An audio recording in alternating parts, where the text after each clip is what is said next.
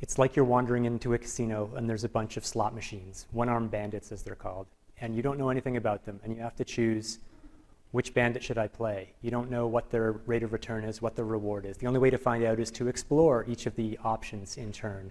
And eventually, once you know enough about them, you want to exploit the option that you think is the best one. And this is how decision scientists study explore, exploit behavior. It's what's called the multi-armed bandit paradigm. And you can tweak the scenarios.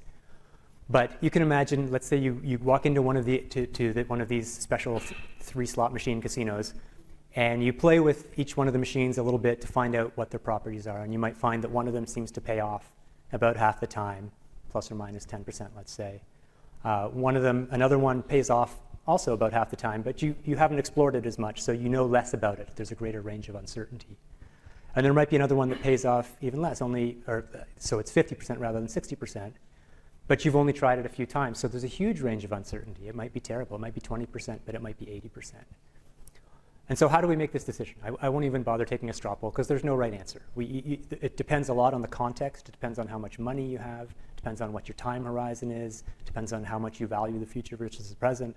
So there's a lot of contextual details. But even if you specify all those details, the math remains very, very difficult to solve.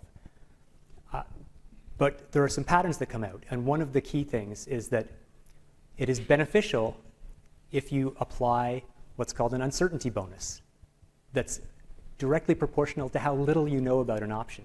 So the less you know about an option, the more attractive it should seem, because it's an opportunity to gain information, to learn about. So in the slot machine example, the one on the right, you want to know, just in case it's an 80% payout, you should be attracted to spending a few coins to gain that information. So effectively, what that means is you apply this uncertainty bonus, you're putting your finger on the scale in favor of the unknown. So the math suggests that this is a good way of optimizing your outcomes.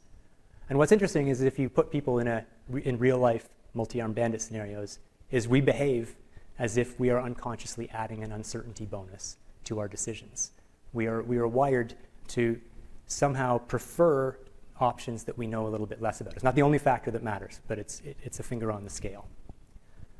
And this sort of behavior, we can trace it a long way back in the human history. We can go back to a period called the Great Human Expansion. So for several 100,000 years, Neanderthals and other human relatives and ancestors were wandering around Europe and the Near East and Asia without getting very far, staying in roughly the same area.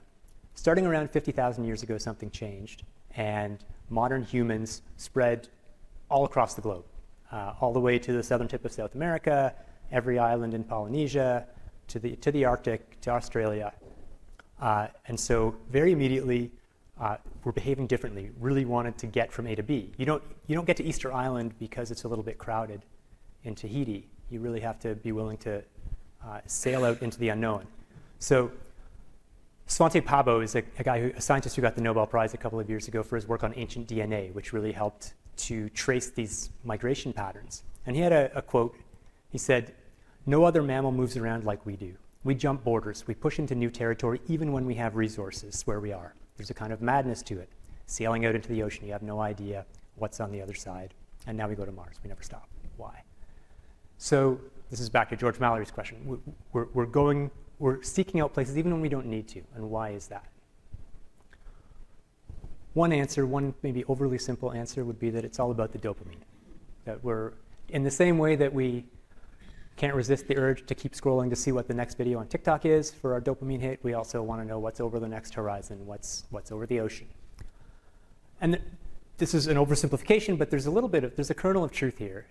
Now, dopamine in the sort of current discourse often gets conflated, or often gets represented as kind of this pleasure chemical. We're doing everything to get a hit of dopamine. But dopamine isn't a pleasure chemical. It's actually very complicated, but in this context, maybe better understood as a marker of prediction error.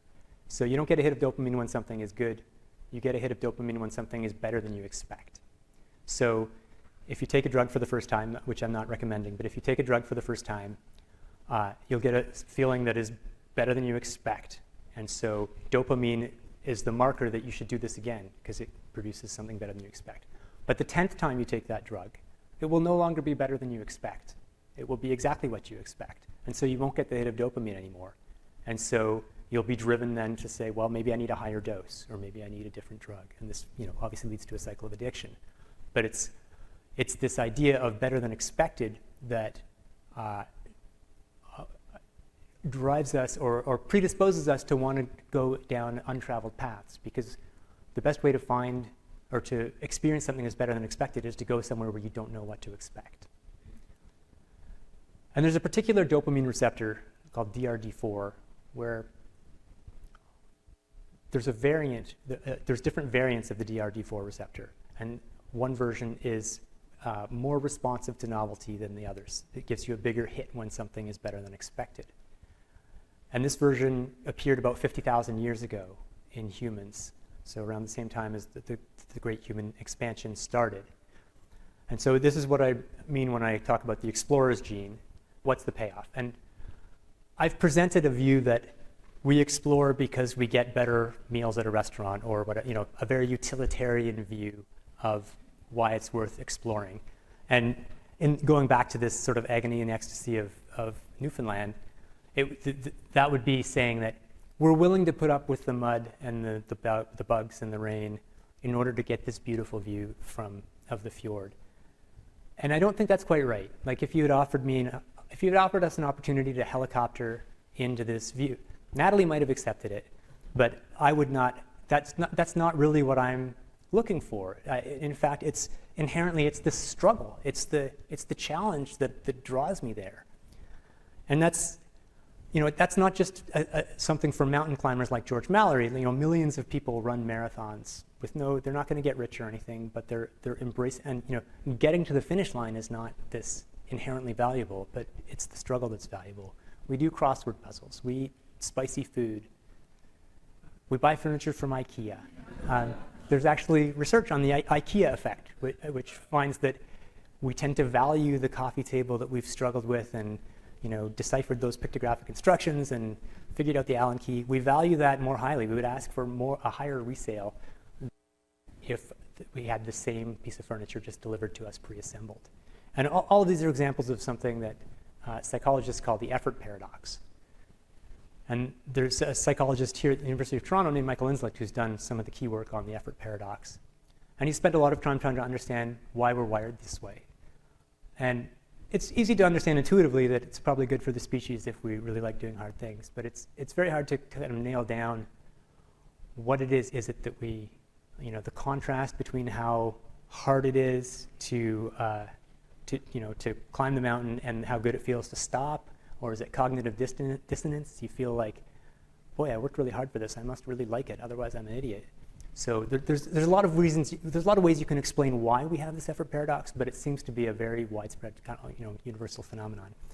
And the insight that Inslick has that I think is most powerful is he finds that one of the underlying reason, or at least the proximate reason, is that effort feels meaningful. If you ask people about the things they do in their lives and how meaningful they feel, it's hard things. It's things like running a marathon or buying furniture from IKEA or raising children that we rate as the most meaningful.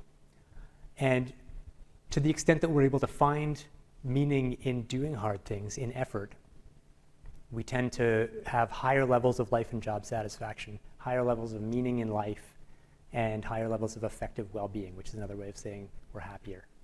So when we think about why do we explore, it's great to get better restaurant meals and to maybe have a more successful company or whatever, but I think a more compelling reason from my perspective is that it makes us happier and makes our lives feel more meaningful. So I'll leave you just with this challenge, which is to think about what you'll do this week or this month or this year that's fun and hard and has an uncertain outcome. It's easy to check one or two of these boxes at the same time, but it's actually quite challenging to find things that tick all three at the same time. I wanted to ask you about technology and the impact of these devices that we have in our pockets all the time, and GPS and the internet. And it actually ties into a question from Devin, who wants to know what's your point of view on AI and how it affects our desire and ability to explore. So let's wrap that into a wider lens of technology. What's the impact? So I think there's an impact. I don't want to come off as a sort of knee-jerk Luddite, but I am.